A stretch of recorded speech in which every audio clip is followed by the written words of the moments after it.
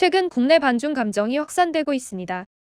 강원도에서 추진하던 한중문화타운 조성 사업은 70여만 명의 국민청원에 부딪히며 전면 재검토에 들어갔고, 지난 3월 SBS 드라마 조선구마사는 중국풍 소품과 의상으로 역사 왜곡 논란을 일으키며 방영이 취소되기도 했는데요. 심지어 외국인 선거권의 80%를 중국 국적자들이 소유하고 있으니 외국인 선거권을 아예 폐지해야 한다는 주장까지 나오고 있는 상황입니다. 인도와의 국경 분쟁, 미얀마 사태에 대한 암묵적 방관으로 중국에 대한 시선은 국제적으로도 곱지 않은데요. 지난 3월 미국의 연구기관인 퓨 리서치 센터 조사에 따르면 미국인들이 가장 먼저 떠올리는 중국의 이미지로 인권 탄압, 독재, 국제사회 위협, 미국의 경쟁자 등 부정적 요소가 긍정적 요소를 압도하는 것으로 나타났고, 수년간 중국과 갈등 관계를 지속해온 호주도 중국에 대한 항만 임대 계약을 재검토하는 등 압박 수위를 높여가는 모습입니다.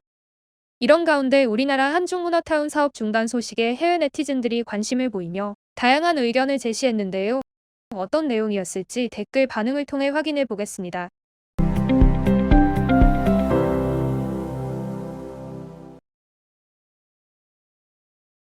용감한 한국인들.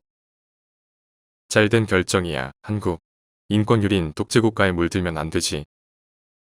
중국인들은 장기전에 능하기 때문에 단순히 차이나타운으로 끝날지는 아무도 몰라. 그런 계획을 초장에 철회시킨 한국인들이 스마트한 거다. 한국에 왜 중국 문화타운이 필요할까? 중국이 아주 먼 이국적인 나라도 아니고 한국은 땅도 좁은데 중국 자본이 밀어붙이는 느낌. 주변국들과 한꺼번에 맞짱 뜨는 지구상의 두 나라, 이스라엘, 그리고 한국. 중국 재미있네. 사드 때는 한국의 문화 수출을 금지하고 중국 내 한국 기업을 쫓아내더니 지금은 한국의 차이나타운 건설을 원하다니. 중국의 민족주의적 위선은 전 세계에 대한 진정한 위협이다. 뉴스 그 자체보다 정부가 국민들의 탄원을 수용한다는 사실이 정말 놀랍다. 도대체 차이나타운은 왜 어느 나라에나 있는 걸까? 차이나타운이 어디에나 있는 건 그들의 문화에 깊이 뿌리 박혀 있는 자만심 때문이다. 그들은 거만하게 다른 문화를 무시하라고 교육받고 자기들의 이익만 생각해. 공감 능력도 없고 다른 문화 전통에 섞이지도 못하다 보니 전 세계로부터 스스로를 고립시키는 거지. 시드니에 있는 차이나타운은 황량해. 호주와 중국 간 경제적 정치적 마찰로 더 이상 아무도 가지 않기 때문이다. 작년에 호주가 화웨이 5G를 거부하자 중국은 17개 호주 제품에 대해 수입 금지를 했어. 최근에는 1대1로 협약마저 취소했으니 중국이 어떤 식으로든 또 보복을 하겠지. 호주-중국 관계는 두 열차가 슬로모션으로 충돌하는 모양새다. 호주인들은 전쟁 가능성까지 심각하게 생각하기 시작했어. 한국이나 미국에서는 모르겠지만 저개발 국가의 차이나타운은 로비와 투자, 권력이 뒤섞인 일종의 마피아 집단이다. 남아공의 차이나타운은 정기적으로 경찰에게 대규모 기부를 하고 있던데 머지않아 그 지역의 권력을 틀어줄 듯. 9살 때 가본 캄보디아에는 중국 문화가 전혀 없었는데 2019년에 다시 가보니 사람들 치장부터 직업훈련소까지 어디에나 중국색이 있었다. 중국은 소프트파워 영향력을 키워나가고 있어. 최근에 한국 드라마가 역사를 왜곡한다고 방영 취소된 적이 있었지. 사전 제작이 됐기 때문에 그들은 많은 손해를 봤을 거야. 그 드라마는 자핑 필름이라는 중국 회사의 지원을 받았다. 중국이 K드라마에까지 손을 뻗쳐 전 세계 시청자들을 세뇌시키려 하는 거야. 2002년 시작된 중국의 동북공정에서 고대 한국의 고구려가 중국의 소수민족 국가였고 중국 역사의 일부라고 결론 내리자 한국인들 심기가 불편해지기 시작했지. 최근에는 중국이 한국 문화 전반에 대해 원조라고 주장하면서 양쪽의 감정이 격화되고 있어. K-팝과 K-드라마 금지, 미세먼지 피해. 뭐 이 정도 가지고 한국인들이 중국을 싫어하지는 않을 것 같다. 그들의 문화와 역사까지 건드린 게 잘못이지. BTS의 한국 전쟁 발언을 두고 중국 네티즌들이 생트집을 잡으며 보이콧을 한 사건이 있었지. 중국도 한국 전쟁에서 중요한 역할을 했다는 걸 인정받고 싶었던 걸까? 중국은 김치를 자기네 전통 음식이라고 주장하기 위해 음식 표준도 제정하려 했지. 하지만 파오차이는 김치가 아니다. 고대 고구려는 중국과 한국의 경계에 위치했으니 그 유산은 두 나라에 다 남아있겠지. 한국도 중국도 그 문화에 대해 소유권을 주장할 수 있는 거야. 멕시코도 미국과 접경이니 미국 역사의 일부지.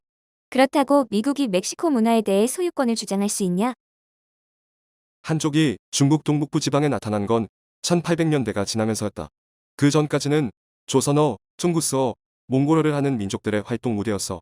미국 서남부도 원래 멕시코인들의 땅이었으니 아즈텍 문명은 미국 역사의 일부인가. 젓가락과 유교가 자기 거라고 주장하는 한국인은 본 적이 없다. 하지만 한국인들이 김치를 비롯한 모든 걸 중국에서 훔쳐갔다고 주장하는 중국인은 수도 없이 봤지. 역사적으로 단 하나의 중국이란 건 없다. 문화혁명 이후 지금의 중국은 60년밖에 안 된 나라야. 그 이전에는 서로 언어와 문화가 다른 지역에 다양한 왕조가 존재했지. 그래서 지금 중국 전역에는 서로 통하지도 않는 방언과 음식이 존재하는 거다. 5000년 역사를 가진 단 하나의 중국이라는 이미지는 중국 정부가 의도적으로 만들어낸 신화일 뿐. 중국은 한국 땅을 점령할 정도로 강하지 않았다. 인터넷을 뒤져보니 고구려 때 수화당의 공격은 실패로 끝났고 경쟁자였던 한반도 남쪽 신라왕국의 도움으로 겨우 이길 수 있었네. 중국 민족주의자들은 모든 면에서 한국이 중국보다 얼마나 발전됐는지를 잊었구나. 문화는 선진국에서 후진국으로 흘러가는 거지. 그 반대가 아니다. 중국은 한류로 인한 한국의 성공에 씁쓸해하고 있지. 일부 중국인들은 자국 비판에 대해서는 일단 화부터 내고 본다. 캐나다 어느 대학에서는 티벳 독립운동을 지지하는 여학생이 학생회장으로 선출되자 수천의 중국 학생들이 온라인으로 집단 괴롭힘을 벌인 적이 있어. 너무 극렬해서 토론토 주재 중국 영사까지 개입했었지. 중국 억만장자들이 밴쿠버 부동산을 싹쓸이하면서 부동산 가격이 폭등하자 캐나다 서민들은 집을 가질 수도 없게 됐어. 지난 수십 년간의 경제 발전으로 중국은 전에 없던 상당한 파워와 영향력을 가지게 됐지만 조금씩 자만해지면서 세계적으로 적대감을 조성하고 있어. 이대로 가면 결국 아시아 국가들이 반중 동맹을 결성해 대항할 것 같다. 중국은 권력에 취하면 안 돼. 솔직히 중국을 좋아하는 사람은 아무도 없다. 중국이 싫어지고 못 믿게 되는 이유는 그들의 사회가 자기를 돌아볼 줄 모르는 오만한 사회이기 때문이다. 작년부터 뉴욕타임즈, BBC, 워싱턴 포스트 같은 서방 언론과 모든 호주 언론이 중국에 등을 돌리고 있는 상황. 서구권에서는 인종차별로 오해받을까 두려워 중국에 대해 제대로 목소리를 내지 못한다. 다른 문화를 파괴하고 남의 땅 영유권을 주장하는 나라를 싫어하는 것도 인종차별일까? 중국 자금은 중국 투자자들만 배불리지. 중국 돈을 빌어 인프라를 건설하려던 나라들은 하나같이 경제 파탄에 빠졌어. 중국 자본의 부동산 투자는 세계적인 가격 급등과 서민의 고통을 가져오고 이 때문에 한국의 출산율이 그렇게 낮아졌는지도 모른다. 이번 사건으로 한국인들은 교훈을 얻었을 거야. 한국의 문화와 경제가 중국에 완전히 넘어가기 전에 그런 교훈을 얻어서 다행이다. 이상 해외 반응이었습니다. 끝까지 시청해주셔서 감사합니다.